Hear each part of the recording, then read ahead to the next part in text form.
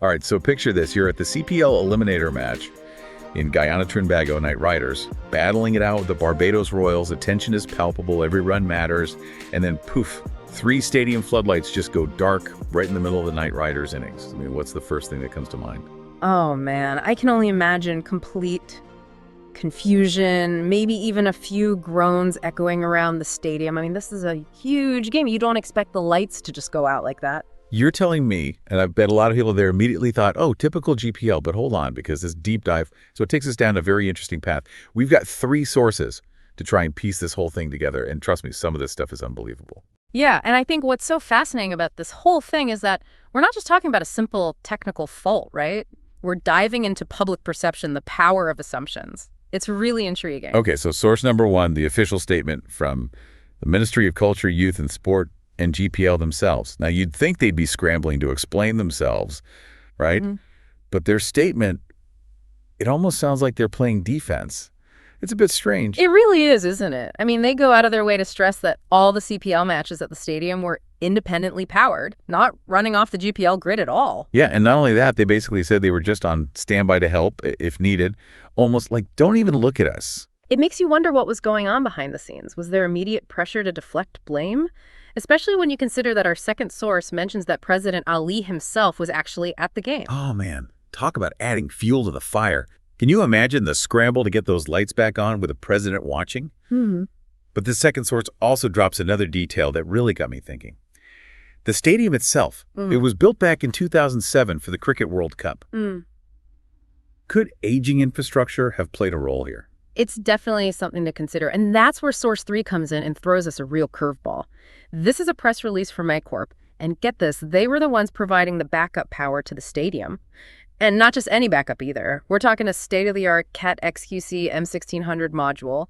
This thing is supposed to be top of the line, capable of switching on instantly if there was a problem. And they weren't shy about it either. They were bragging about their sound-attenuated design and dual frequency, all this fancy tech jargon. They even said they work directly with the organizers to make sure power wouldn't be an issue. So what went wrong?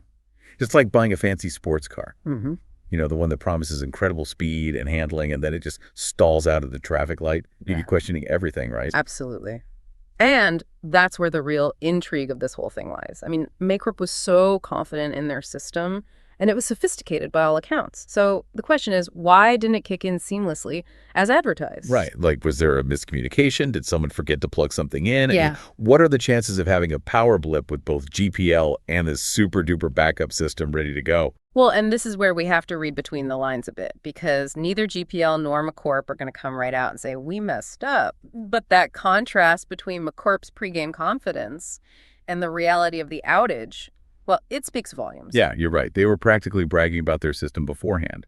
So to me, this points to a potential breakdown in communication or coordination maybe between the stadium management, GPL, and McCorp. It seems like everyone was so focused on their own piece of the puzzle that they didn't make sure all the pieces fit together. Precisely. And this highlights a critical point about infrastructure that goes way beyond just a cricket match in Guyana. Yeah. It's not enough to simply have the most advanced technology. You need to make sure all the components work together seamlessly, and that requires meticulous planning, crystal clear communication, and rigorous testing beforehand. Yeah, it's like having a fire extinguisher, but in the event of a fire, no one knows where it's kept, or worse, how to use it. In this case, they had this fancy backup system, but the lack of coordination meant it couldn't do its job. And let's not forget the stakes involved here. This wasn't just a minor inconvenience. This was a major sporting event broadcast internationally with Guyana in the global spotlight. And, you know, people were watching at home thinking, can they even keep the lights on? Yeah. Talk about a hit to their reputation. But this gets to a bigger issue, doesn't it? The economic impact of something like this could be huge. Absolutely. You've got potential broadcasting disruptions, which means lost revenue. Yeah. Then there's the impact on Guyana's image as a reliable host for international events, not to mention the inconvenience and disappointment for the fans who paid good money to be there. This incident really underscores the need for robust contingency planning, not just for the main event, but for every possible scenario. It really makes you wonder, like, who ends up footing the bill when something like this happens? Is it the organizers, the power companies, or does it like trickle down to us, the consumers, the taxpayers? That's the heart of the matter, isn't it? This seemingly isolated incident in a stadium, it shines a light on the complex economics of power, especially in a developing country like Guyana. Reliable infrastructure is crucial for economic growth, but it requires significant investment and constant upkeep. Yeah, it's like this domino effect, you know? One weak link can topple the entire system, impacting businesses, schools, hospitals, everything. So this cricket match Blackout, even though it was frustrating for everyone at the time, it can teach us a lot about the bigger picture. Precisely. It challenges us to think critically about the systems we depend on every single day. We often make assumptions about their reliability, but what happens when those assumptions are proven wrong? And we shouldn't have to wait for the lights to go out, literally, to start asking these questions. Absolutely. Being informed, engaging in these thoughtful discussions, and holding those responsible for these vital systems accountable, those are essential steps towards a more resilient and sustainable future. Well said. It seems like every time we do one of these deep dives, we uncover even more questions than answers. But hey, that's what makes it so interesting, right? It's like peeling back the layers of a fascinating story. You never know what you're going to find. So to our listeners, we're curious, what are your takeaways from this deep dive?